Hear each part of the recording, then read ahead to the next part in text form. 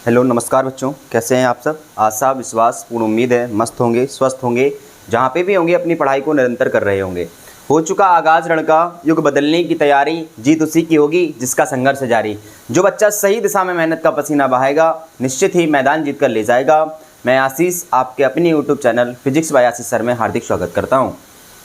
जैसा कि हम लोगों को पता है कि कक्षा 12th का पहला चैप्टर कूलाम का नियम एवं वैद्युत क्षेत्र, इसके बारे में चर्चा कर रहे थे। 2 लेक्चर आपके सामने मौजूद हैं, जिन बच्चों ने नहीं देखे हैं वो जाकर देखिए। और आज जो टॉपिक के बारे में हम लोग डिस्कस करेंगे वो बोर्ड एग्ज़ाम के लिए बहुत ही महत्वपूर्ण टॉपिक होगा। हर साल कहीं ना कहीं इस टॉपिक से क्वेश्चन पूछे जाते हैं, तो इसको बहुत अच्छे से समझेंगे, जानेंगे और बहुत अच्छे से डिफाइन हम लोग सारी चीज़ों को करेंगे। ठीक है, बात करेंगे सबसे पहले कि पदार्थों का जो वर्गीकरण है वो कैसे, क्या सीन होता है, क्या होता है। वैसे क्लासिफिकेशन ऑफ कंपाउंड जब हम बात करते हैं तो हम लोगों ने थोड़ी बहुत तो चर्चा कर ली थी कि पदार्थों का जब वर्गीकरण किया जाता है तो उसको वर्गीकरण करने के लिए हमारे पास बेसिकली 2 टाइप से हम उनका वर्गीकरण करते हैं। जैसे ठोस, द्रव, गैस, जिनके बारे में हम लोगों ने पिछले वीडियो में चर्चा की थी। आकार और आयतन के आधार पर ठोस, द्रव, गैस को बांटा था कि ठोस वे पदार्थ होते हैं जिनमें आकार और आयतन दोनों निश्चित होते हैं। द्रव वे पदार्थ होते हैं जिनका आकार अनिश्चित होता है लेकिन आयतन निश्चित होता है, उन्हें द्रव कहते हैं। और गैस वे पदार्थ होते हैं जिनका न आकार निश्चित होता है ना ही आयतन निश्चित होता है, उन्हें हम लोग गैस बोल देते हैं।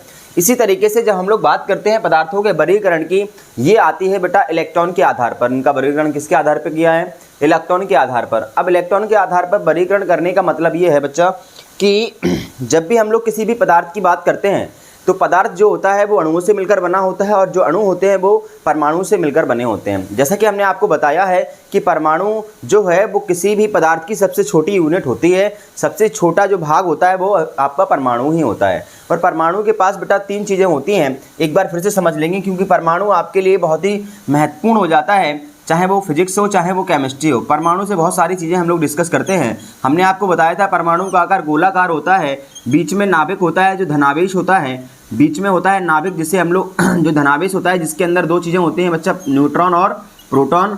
और नाभिक के बाहर बहुत सारी क्या होती हैं, कक्षाएँ होती हैं जिनमें क्या इलेक्ट्रॉन करता है बेटा राउंड। ठीक है, अब जो इलेक्ट्रॉन राउंड करने का क्राइटेरिया है, इलेक्ट्रॉनों को हम लोग कुछ स्पेशल नाम देते हैं। जैसे कुछ होते हैं मुक्त इलेक्ट्रॉन बच्चा, क्या होते हैं? मुक्त इलेक्ट्रॉन।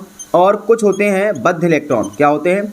बद्ध इलेक्ट्रॉन, जिसे हम इंग्लिश में बोलते हैं फ्री इलेक्ट्रॉन। और इन्हें बोलते हैं बाउंडेड इलेक्ट्रॉन। क्या कहते हैं? Bounded electron. ठीक है, क्या होते हैं समझने का प्रयास करते हैं।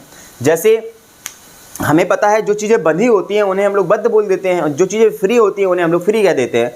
ठीक है, इसी तरीके से इलेक्ट्रॉन का सीन है। हमें पता है कि प्लस माइनस एक दूसरे को क्या करते हैं? अट्रैक्ट करते हैं। प्लस माइनस एक दूसरे को अट्रैक्ट करते हैं और प्लस प्लस एक दूसरे को हटाते हैं, जो अभी कूलम के नियम से हम लोग बहुत अच्छे से डिस्कस करेंगे। ठीक है, प्रयोगों द्वारा तो हम लोग देख चुके थे। इसी तरीके से जो प्लस बेटा चार्ज है वो इलेक्ट्रॉन जो है वो कैसा चार्ज का होता है? निगेटिव। और जो प्लस होता है नाभिक कैसा है? धनावेशित। नाभिक कैसा है? धनावेशित। और इलेक्ट्रॉन कैसा है? निगेटिव। इलेक्ट्रॉन कैसा है? निगेटिव। तो एक दूसरे को कौन सा बल लगाएंगे? आकर्षण बल लगाएंगे कि नहीं लगाएंगे? तो जो इलेक्ट्रॉन है और जो नाभिक है, नाभिक इलेक्ट्रॉन को खींचेगा। जो नाभिक है प्लस चार्ज का और इलेक्ट्रॉन है माइनस चार्ज का, तो जो नाभिक है वो इलेक्ट्रॉन को खींचेगा। अब जो इलेक्ट्रॉन नाभिक के पास वाली कक्षाओं में होंगे उन्हें वो बहुत तेज तरीके से खींचेगा, तो उन इलेक्ट्रॉनों को हम लोग कह देते हैं बद्ध इलेक्ट्रॉन या बाउंडेड इलेक्ट्रॉन। ठीक है, क्योंकि वो आकर्षण बल द्वारा बंधे होते हैं। और कुछ इलेक्ट्रॉन नाभिक से बहुत दूरी पर होते हैं जिनमें नाभिक उतना बल नहीं लगा पाता है जितना पास वाली कक्षाओं में लगा पाता है। तो जो दूर वाले इलेक्ट्रॉन होते हैं उन्हीं को हम लोग क्या कहते हैं? मुक्त इलेक्ट्रॉन कहते हैं। ठीक है, अब मुक्त इलेक्ट्रॉनों के द्वारा ही होता है चालन। चालन का मतलब ये होता है जब पदार्थों में धारा बहती है, उसी को हम लोग कहते हैं वैद्युत चालन। ठीक है, तो जब भी वैद्युत धारा बहती है बच्चा, उनमें 3 कारण हो सकते हैं वैद्युत धारा के। वैद्युत धारा बहने के किसी भी पदार्थ में 3 कारण हो सकते हैं। पहला, अगर वहाँ पर फ्री इलेक्ट्रॉन हो, क्या हो? फ्री इलेक्ट्रॉन, तो वहाँ पे करंट बह सकती है। दूसरा, आवेश बहे, क्या हो? आवेश यानी चार्ज हो, तो इलेक्ट्रॉन बह सकते हैं, चार्ज हो। तीसरा जो कारण होता है वो इलेक्ट्रॉनों की उपस्थिति होती है। किसकी? इलेक्ट्रॉनों की उपस्थिति है, या इलेक्ट्रॉन फ्लो करें तो हम कह सकते हैं कि वहाँ पर करंट फ्लो हो रही है। करंट फ्लो होने के केवल और केवल बच्चा 3 कारण हो सकते हैं। एक कारण कोई भी हमें मिल जाए तो समझ जाना कि वहाँ पर करंट फ्लो होने की संभावना है। पहला, फ्री इलेक्ट्रॉन मिल जाए कहीं पर, फ्री इलेक्ट्रॉन मतलब जो अपने आप से क्या है, फ्री है, फ्री होंगे तो वो घूमेंगे, घूमेंगे तो वहां पर करंट फ्लो होगी, क्योंकि इलेक्ट्रॉनों का बहना ही क्या कहलाता है, आपकी करंट कहलाती है। ठीक है, तो अब इसी आधार पर जो बद्ध और मुक्त इलेक्ट्रॉन है, तो मुक्त इलेक्ट्रॉन जो होंगे उन्हीं के आधार पर हम लोगों ने किया है बच्चा क्या, पदार्थों का वर्गीकरण। तो पहला जो पदार्थ निकल के आता है जिसका नाम है चालक पदार्थ। क्या नाम है, चालक पदार्थ। क्या होते हैं समझने का प्रयास करेंगे, बड़ा सिंपल है। चालक को हम लोग कंडक्टर कहते हैं। चालक पदार्थ वे पदार्थ होते हैं जिनमें मुक्त इलेक्ट्रॉनों की संख्या बहुत ज़्यादा होती है। क्या होती है, मुक्त इलेक्ट्रॉनों की संख्या बहुत ज़्यादा होती है। मुक्त इलेक्ट्रॉन की संख्या, मुक्त इलेक्ट्रॉन की संख्या बहुत ज़्यादा होती है, बहुत ज़्यादा होती है, बहुत ज़्यादा होती है। मुक्त इलेक्ट्रॉनों की संख्या क्या होती है, बहुत ज़्यादा होती है। और विद्युत धारा का क्या करते हैं, चालन करते हैं। और धारा का क्या करते हैं, चालन करते हैं। इलेक्ट्रिक करंट का क्या करते हैं, फ्लो करते हैं। धारा का चालन करते हैं, धारा का चालन करते हैं, वो कहलाएंगे आपके चालक पदार्थ। क्या कहलाएंगे, चालक पदार्थ। धारा का क्या करते हैं, चालन करते हैं।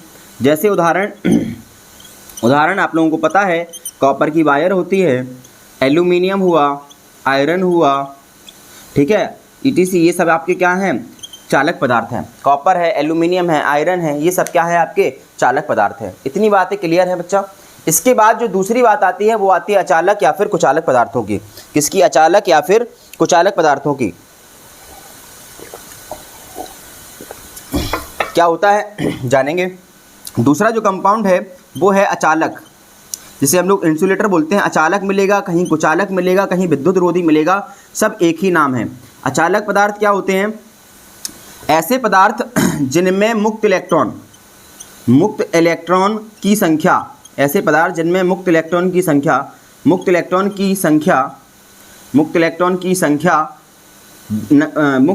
की संख्या लगभग नगण्य होती है। लगभग मुक्त इलेक्ट्रॉन की संख्या लगभग कैसी होती है, लगभग नगण्य होती है। नगण्य मतलब बिल्कुल कम, नेग्लिजिबल होती है। और धारा का प्रवाहन नहीं करते हैं, और धारा का चालन नहीं करते हैं, और धारा का चालन नहीं करते हैं, और धारा का चालन नहीं करते हैं, वो कहलाते हैं आपके अचालक। जैसे उदाहरण है आपका बच्चा वैकेलाइट, सूखी लकड़ी, वैकेलाइट, भ्रमक, सूखी लकड़ी आदि। ठीक है, ये सब क्या है बच्चा आपके, ये आपके वैकेलाइट के उदाहरण है। गंधक भी बोल सकते हैं बच्चा यहाँ पे, भ्रमक या फिर गंधक भी बोल सकते हैं, गंधक। ठीक है, ये सब क्या है आपके अचालक पदार्थ हैं। इतनी बातें सभी लोगों को क्लियर होंगी। इसके बाद जो तीसरा कंपाउंड आता है जिसका नाम है अर्धचालक, जिसका नाम है क्या, अर्धचालक। अर्धचालक की कंडीशन क्या होती है, स्क्रीनशॉट ले सकते हैं बच्चा। इसके बाद जो तीसरा पदार्थ आता है वो है आपका अर्धचालक। क्या है, अर्धचालक। अर्धचालक क्या होते हैं, सेमीकंडक्टर बोलते हैं इंग्लिश में। अर्धचालक, अर्धचालक,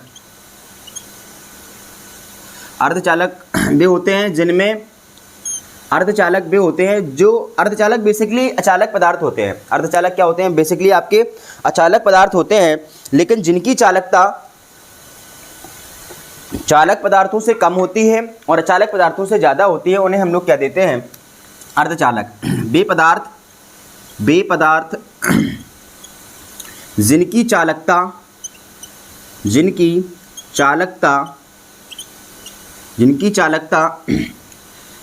चालक पदार्थों से कम, जिनकी चालकता चालक पदार्थों से कम तथा अचालक पदार्थों से ज़्यादा हो, अचालक पदार्थों से ज़्यादा हो, अचालक पदार्थों से ज़्यादा हो, अचालक पदार्थों से ज़्यादा हो, उन्हें अर्धचालक कहते हैं।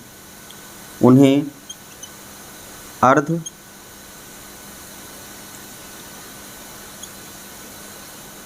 कहते हैं। ठीक है बच्चा। अच्छा, अर्धचालक क्या होते हैं, बेसिकली हम कह सकते हैं कि अर्धचालक अचालक पदार्थ होते हैं। इनमें दो तीन नाम बहुत ज़्यादा इंपॉर्टेंट हो जाते हैं। एक आपका जर्मेनियम हुआ, जर्मेनियम बहुत पूछा जाता है बच्चा, जर्मेनियम और सिलिकॉन। सिलिकॉन।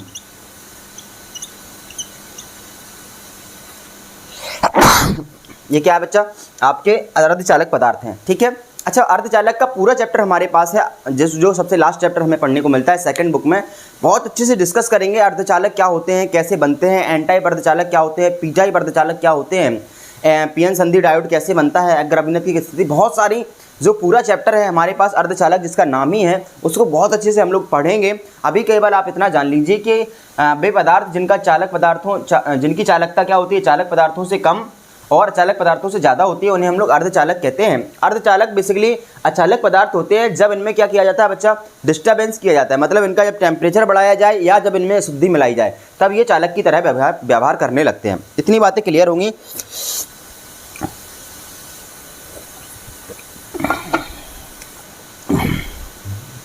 अगला होता है आपका परावैद्युत पदार्थ, जिनके बारे में हम लोग बीच बीच में कहीं वर्ड आएगा तो आपको बहुत अच्छे से पढ़ना है कि परावैद्युत क्या होते हैं। डाइलेक्ट्रिक बोलते हैं इंग्लिश में, क्या बोलते हैं? डाइलेक्ट्रिक।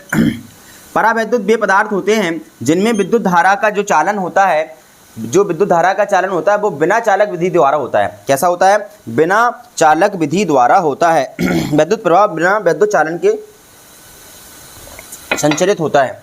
चलिए, वे पदार्थ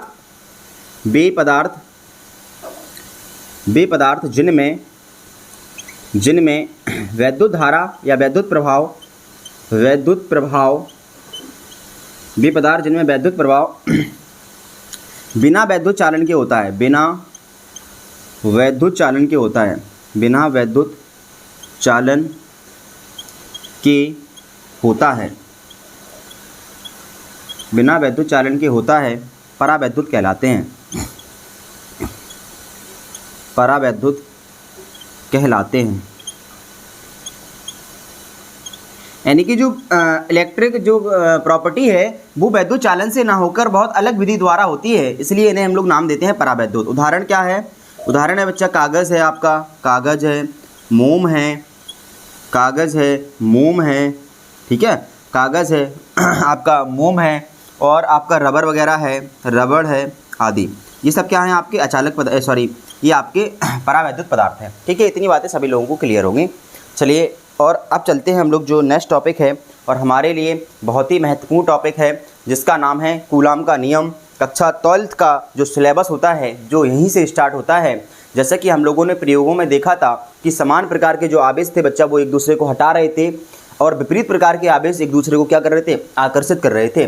जब आकर्षण करना या प्रतिकर्षण जब हो रहा था तो हमें ऐसा लग रहा था कि कहीं ना कहीं ये जादू तो नहीं हो रहा है, लेकिन